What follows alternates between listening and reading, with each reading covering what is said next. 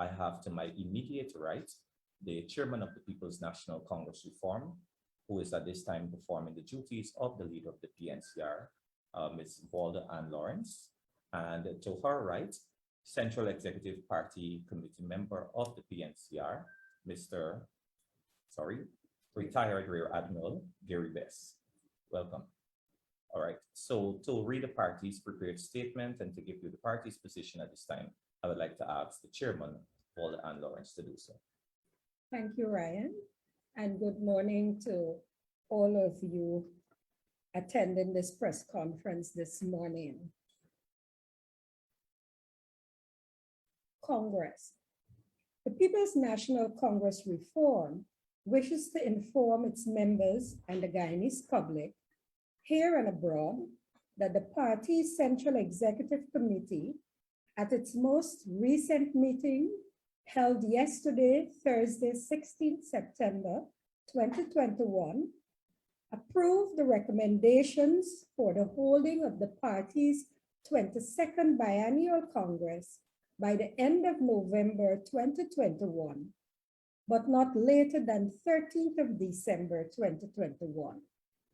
The consideration for this period is linked to the Thanksgiving weekend in the USA, which is a special occasion for our members living in the United States.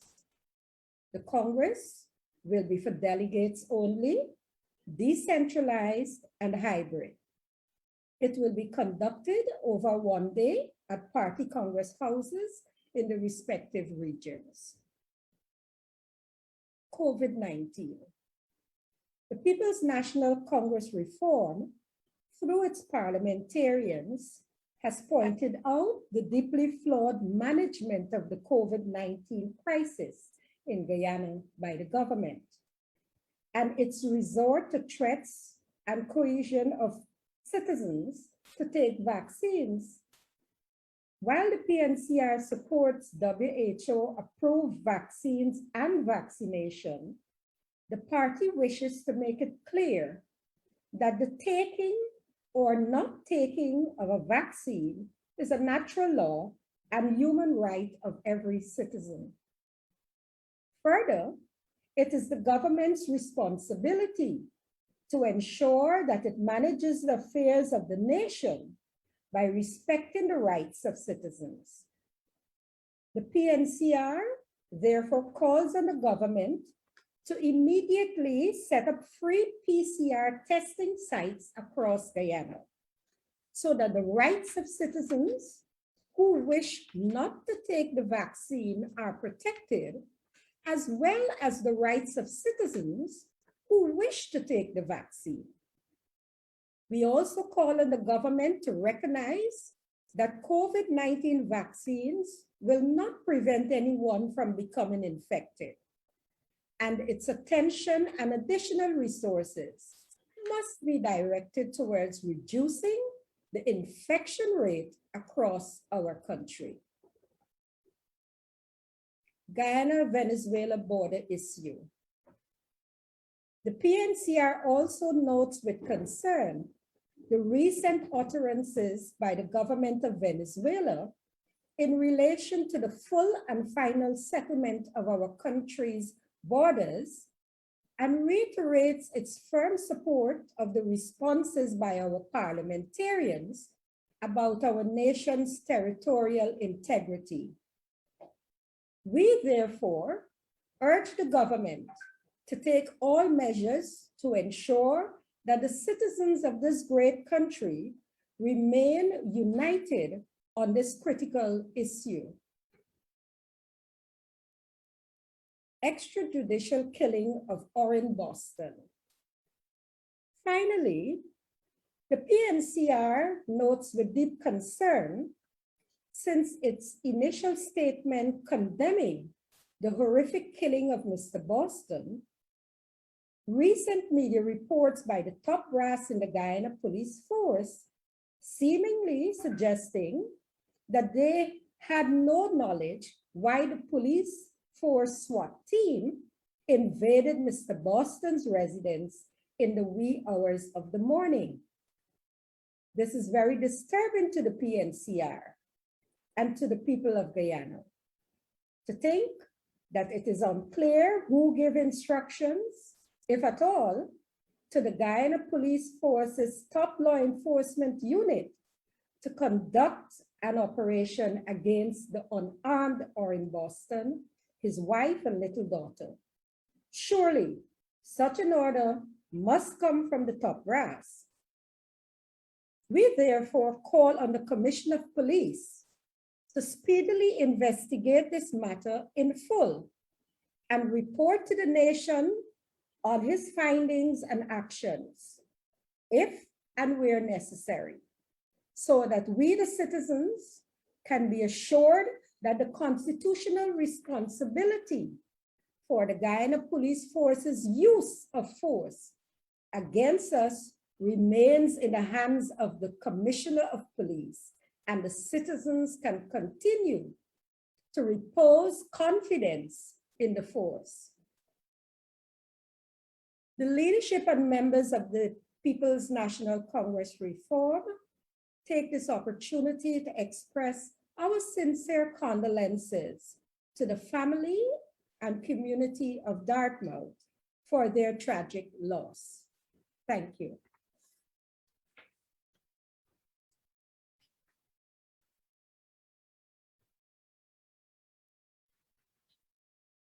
Thank you, Madam Chair. There, of course, members of the media, was the statement of the People's National Congress Reform at this time. So we will, without any further delay, open the floor to questions by you, the members of the media. You can do so, or you can so indicate by raising your hand, and of course you will be recognized, after which you can just state for us your name and the media house which you represent, so that we can have a smooth flow with our questioning. All right, so we have 103.1. We're going to start there. Yes. Good morning, Mr. Lawrence. Dennis Chabral, Damara Waves News Talk Radio 103.1 FM. Ma'am, can you please tell us at this stage when will be nomination date or nomination day, sorry? Dennis, I think you're speaking about the nominations for Congress. Yes, thank you, ma'am. Good morning, and thank you for the question.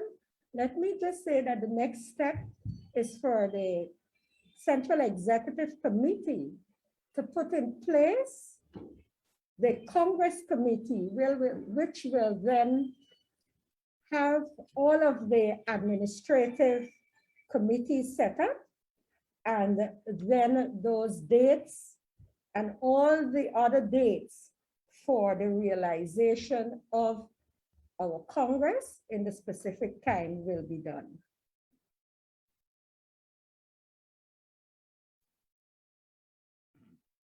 Next question. Madam Chairman, Adam Harris, a very good morning to you. There are some questions I would like to ask, but I'll take them slowly. Can you hear me? Yes, I can, Adam. Good morning. Good morning to you. Madam Chairman, the first has to do with Orin Boston. And you have with you a member who was the Joint Services. Gosh, I can't remember his rank of it. Anyhow, forget it. Now, what is the possibility of the party initiating legal action against the Attorney General and the Guyana Police Force for the killing of Mr. Boston? Thank you, Adam.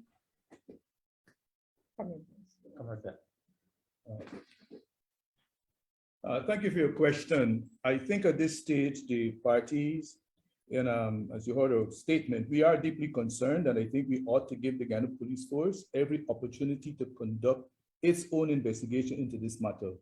Because we, as a whole, do repose confidence in the Guyana Police Force and the Commissioner, and we ought to give them that opportunity to conduct that investigation. And based on that outcome, the party will then reflect on what will be its next stages.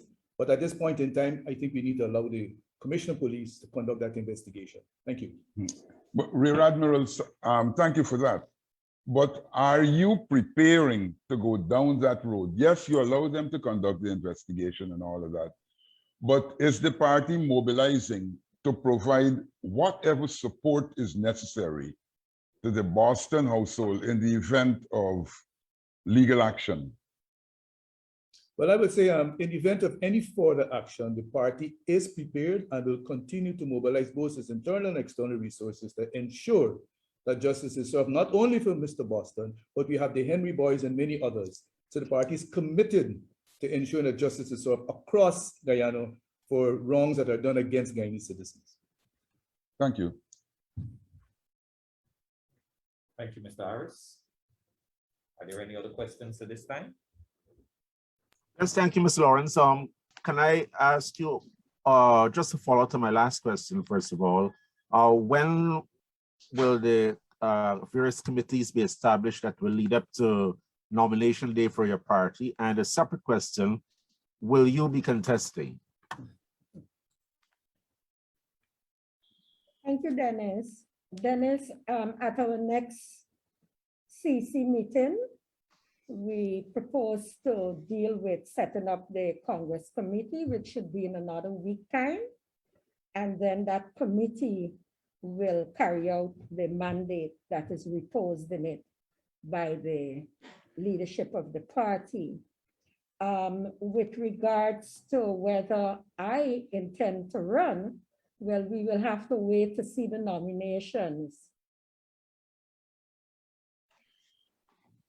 Are you willing? Yes, you're saying that you intend to wait for nominations. Thandeka Percival, start with you.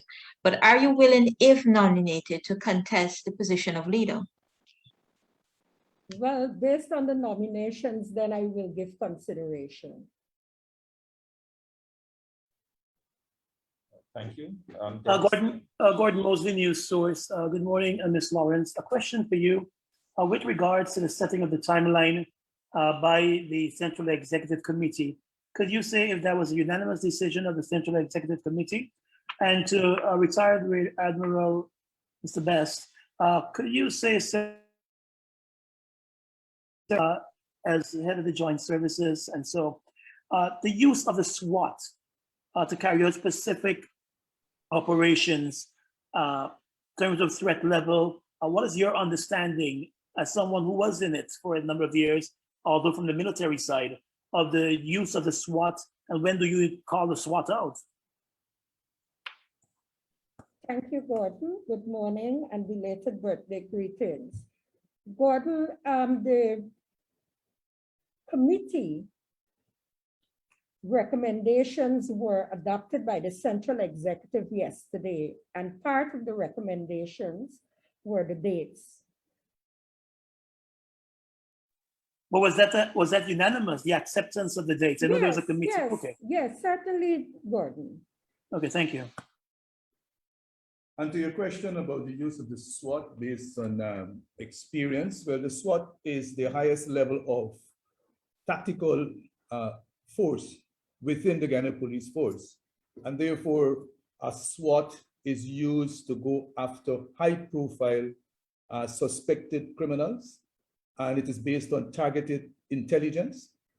If you're going to go into someone's home without a warrant, as stated, then there's a particular section within the law that allows you to do that. Notwithstanding that, I would say, based on my experience, that the intelligence must be targeted, and the decision to use the SWAT must come from the top brass of the police force, because that is the commissioner's most important asset that he has available to him.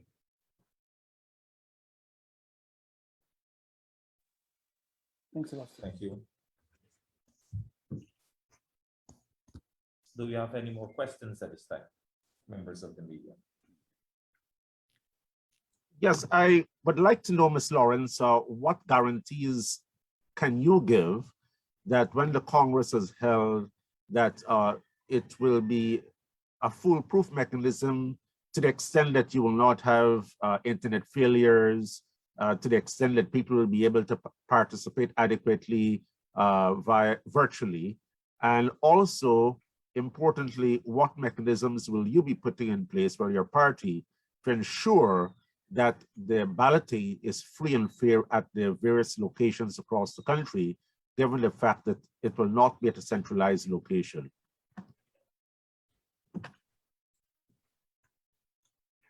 let me say at the outset that the party has various leadership structures in all of the 10 administrative regions, including the diaspora. And those leadership structures will kick in on that day and prior to that. And it will be their responsibility to ensure that the process is carried out in a smooth and transparent manner. With regards to our preparation, the report which was laid did give a full detail in terms of what would entail to ensure that the process using the digital method will be done in a manner that will not bring any issues that are within the domain of the persons who are in control of that specific region or Congress House on that day. And so I'm quite certain that the logistic committee, when put in place, will ensure that as far as possible, that they seek to have all voting stations prepared in a manner that will bring as little or no hiccups as possible. With regards to transparency, the process of our Congress and voting begins way before Congress. And I can assure you that the General Secretary's office, along with several leaders from the Central Executive, are working to ensure that members would be able to peruse the information with regards to their various groups to ensure that all persons are given the chance to participate at our 22nd Biennial Congress. I recognize Wendell Badgery. Hi, good morning. Thank you very much. Ms. Lawrence, I heard you making pronouncements on the vaccination policy by the government, but I didn't hear you say much about the reopening of schools as it relates to the COVID-19 pandemic. We see a number of teachers being infected, albeit that they have been vaccinated and everything. Any pronouncements in that regard? Thank you very much. Please, let me say to you that while we did not pronounce specifically on schools and jobs and persons having access to government offices and private institutions to conduct their business, and especially our workers getting out there to work and so on, what we are calling on the government to do is to respect those persons who are against vaccination or do not want to take the vaccine at this time. But in the interest of safeguarding the entire nation, we are calling on them to set up PCR sites across the country so that those PCR tests can be given to our citizens free of cost. And in that way, we will be able to get people back out to work, get people into the various government agencies and the private sector so that the economy can continue to turn over and we can be able to live our lives in the best way we possibly can during this pandemic. Ms. Lawrence, Gordon Moseley here again. You're the former Minister of Health. Just after Dr. Anthony took over as the Minister of Health, he described your management and the former government's management of COVID-19 as a calamity. How would you now describe his management and the new government's management of COVID-19? And what systems do you think they should have kept in place from those you might have left behind? Gordon, I think we're in a pandemic and we got to take the politics out of health. I have said that as a minister, that the politics must be left outside of the gate because in the health sector, it's about saving lives.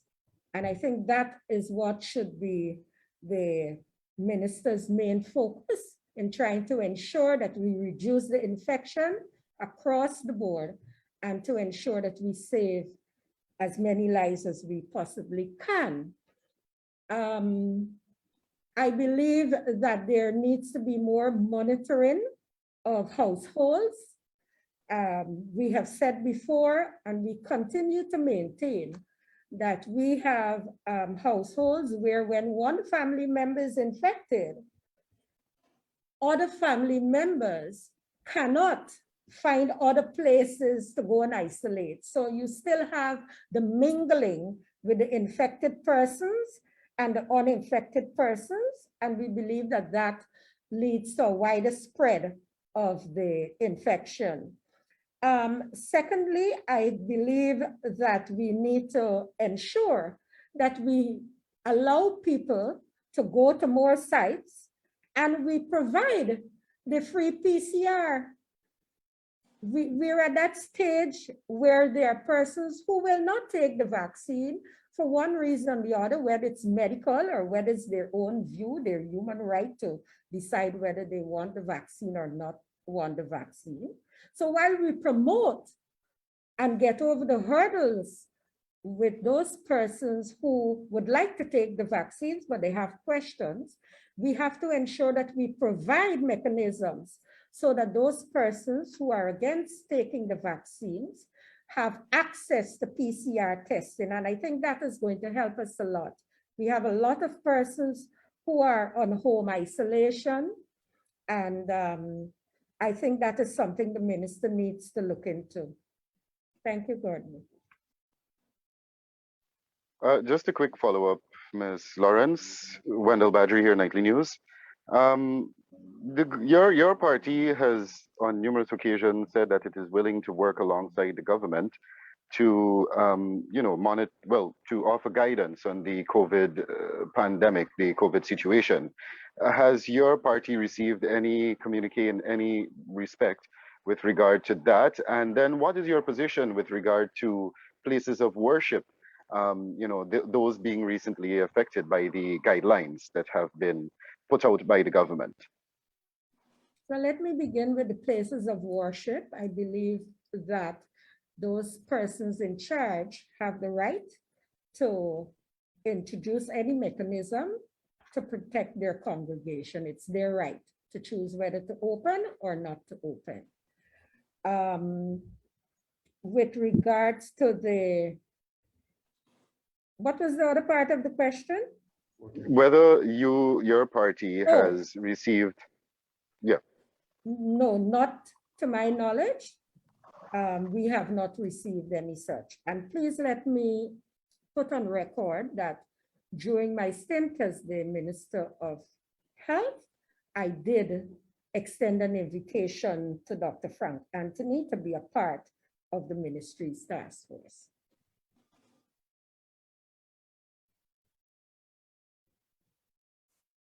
Minister Lawrence, sorry.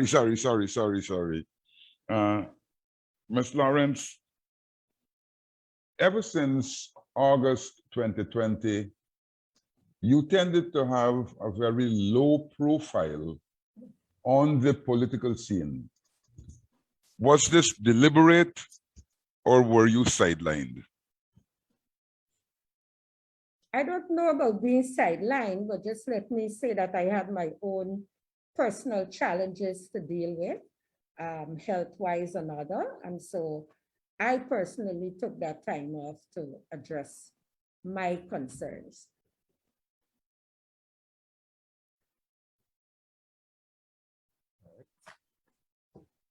All right, thank you. Members of the media.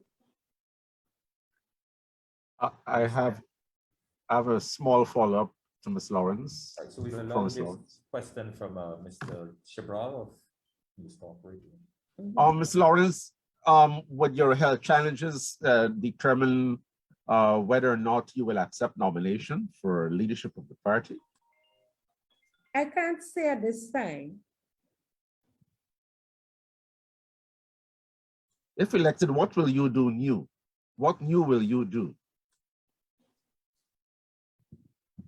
I have to be nominated and I have to accept first, Dennis. All right, so I think that is a good point at which we can end today's press conference. And I would like to once again thank you, the members of the media, for coming, for being on time. And once again, thank you for your patience and the questions that you fielded today. Please do have a safe and productive rest of the day. Thank you.